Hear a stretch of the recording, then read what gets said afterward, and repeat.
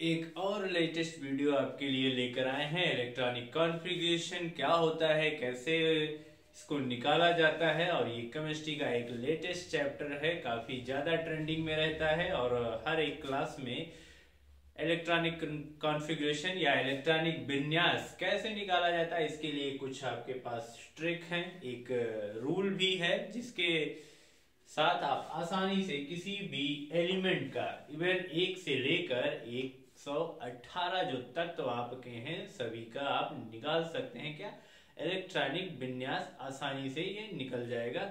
चलिए देखते हैं। हेलो नमस्कार, शुरू करते हैं आज का नया वीडियो। आपके लिए लेकर आए हैं इलेक्ट्रॉनिक विन्यास, और उसके बाद ये आपको मिलेगा, ये एक रूल आता है ऑफ बाउ रूल, जो बोर ने ही दिया था। बोर की थ्योरी आपने पढ़ी होगी, उन्होंने एक रूल दिया था, और इस रूल के तहत जो आपके शेल है SPDF, इन चारों सब सेल्स को इस तरीके से डिवाइड किया गया, और इसी के अकॉर्डिंग आप आसानी से इलेक्ट्रॉनिक विन्यास निकाल सकते हैं। देखिए इसमें चलने का जो क्रम है, आप तो स्टार्टिंग में आपने K, L और M जो शेल पढ़े थे कुछ, उनके भी सब शेल होते हैं क्या, SPDF, मतलब हर एक शेल के ये 4 सब शेल होते हैं, और जिनको यहाँ पर इस तरीके से लिख दिया जाता है। देखिए इसमें एक तीर का निशान बनता है कि किस तरीके से हमें इसके ऊपर चलना होता है। ये देखिए नीचे की तरफ ऐसे तीर जाता है, आपको तीर जिधर से स्टार्ट हो रहा है वैसे ही क्रम में आपको चलना है।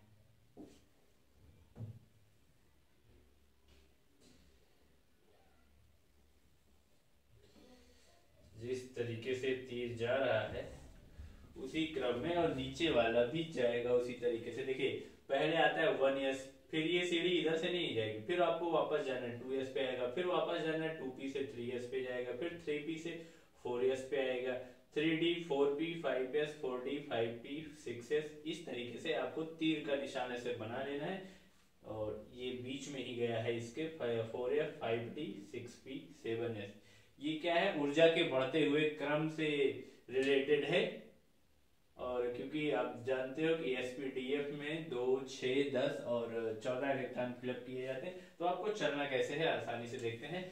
आप देख रहे हैं ये जो इलेक्ट्रॉनिक विन्यास निकाला जाता है, एक चीज जानिए, ये हमेशा परमाणु क्रमांक यानी एटॉमिक वेट का ही निकाला जाता है। जैसे 6 कार्बन का एटॉमिक वेट होता है, एटॉमिक नंबर, वेट नहीं सॉरी, एटॉमिक नंबर 6 है, तो हम कैसे निकालेंगे, पहले लिखेंगे। देखिए यही वाला आपको लिखना है 1S2।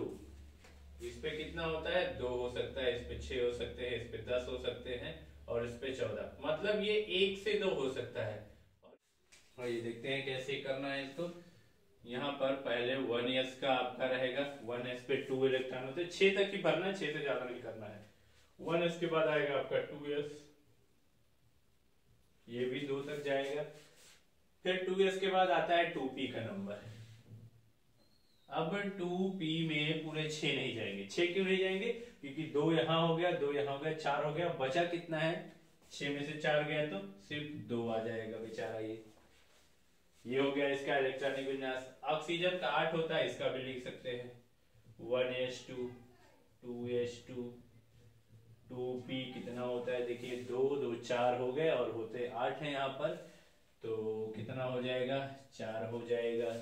कैल्शियम का होता है 20 एटॉमिक नंबर, तो इसका थोड़ा सा और देखते हैं 1S2 2S2 2P कितना हो जाएगा, 6 हो जाएगा। क्यों जाएगा, क्योंकि अभी हमारे पास इलेक्ट्रॉन पूरे भरे हैं। जब तक हमारे पास इलेक्ट्रॉन सफिशिएंट रहेंगे तब तक हम इसको फिलअप करते हुए लंबी सी चेन बनाते चले जाएंगे। देखिए 2 2 4 और 6 4 10 हुआ। 2P के बाद आता है 3S, यहाँ पर फिर से 2 हो जाएगा, क्योंकि S में आपके होते हैं 2 होते हैं, यहाँ 6 होते हैं, यहाँ 10 होते हैं, यहाँ 14 होते हैं, तो इससे अधिक नहीं हो सकते। मतलब 1 से लेकर 14, 1 से लेकर 10, 1 से लेकर 6, 1 से लेकर 2 इसमें हो सकते हैं। 3P आ गया आपका, 6 आ गया, 10 यहाँ पर हो गए, 12 6 18, और अभी बचे हैं 3P के बाद क्या आता है, 4S आता है। बचा कितना है, 2 ही बचा है, तो 2 ही लिख देंगे उठाकर, आगे कुछ होता। अब देखिए जिंक का है, जिंक का सेम इसी से निकालते हैं, आपको सेम पैटर्न लगाए चलना है। 1s 2s2 2p6 3s2 3p6 4s2 4s के बाद क्या आता है 3d भी आ जाता है, तो हम क्या लिख लेंगे 3d। यहाँ पर कितने हो गए थे 10 और 10 20 हो गए थे, यहाँ पर कितना आ जाएगा 3d 10 आ जाएगा। ठीक है, अब 4p पे नहीं जा पाएगा, क्यों? क्योंकि 4p वाला इलेक्ट्रॉन स्टार्ट नहीं हुआ। अच्छा देखिए ये गया क्यों नहीं, क्योंकि जब आप जिंक का आवर्त चेक करोगे तो ये तो चौथे आवर्त में है, इसलिए 4s2 स्टार्ट हुआ, चौथे आवर्त में है। बट 4p इसलिए नहीं गया क्योंकि चौथे आवर्त में जिंक क्या हो जाता है 31 नंबर से p ब्लॉक में जाता है, तो इसीलिए अभी 3d वाला बचा था, तो 3d वाला इन्होंने पूरा कर लिया। एक आधा और 31 होता तो 3p1 आ जाता। आप Hg का देखेंगे, ठीक है, ऐसे जैसे जैसे आपके नंबर बढ़ते जाएंगे हम चेक करते जाएंगे। देखिए खूब लंबी श्रृंखला इसकी बनेगी 1s2 2s2 2p6 3s2 3p6 4s2 3d10। यहाँ तक हमारे 30 हो चुके हैं। 3d के बाद क्या आएगा आपका 4p आ जाएगा। देखते रहिए कैसे कैसे भरा जाए। 4p में 6, जब तक 80 नहीं हो जाते तब तक आपको फुल सब कुछ भर के लेके चलना है। 4p के बाद फिर आ जाता है आपका, कहाँ बढ़ गए तुम, 5s आ जाता है। लो हमने 5s भी रख दिया, भर दिया 2। फिर आ जाता है आपका 4d 10 रख दिया हमने, कोई दिक्कत नहीं। फिर आ जाता है 5p भी रख दिया हमने। 5p के बाद आ जाता है 6s2। यहाँ तक 30 हुए थे आपके, 30 40 और ये टोटल मिलके हो गए आपके 50।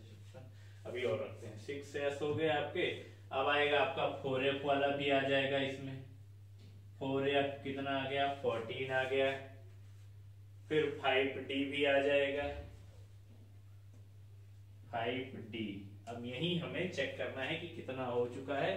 अब यहाँ तक देखेंगे 10 20 और यहाँ पर 30 हो चुके हैं, ये 40 हो गया है, ये इतना मिलकर 50 हो गया है और ये 60 और ये सब मिलकर 70 हो गए हैं। और 5d हमारे पास कितना आ जाएगा 10 आ जाएगा। जोड़ लीजिए, गलत तो नहीं है कहीं, 80 आना चाहिए। 5d 10 हो गया तो परफेक्ट है। यहाँ देखिए 10 20 30, ये 30 तो यही हो गए थे, 40 और ये 50 हो गए और ये वाला मिलकर 60 हो गए, ये इसका 70 और हाँ 6 और 4 10 मिलकर 80 हो गए टोटल।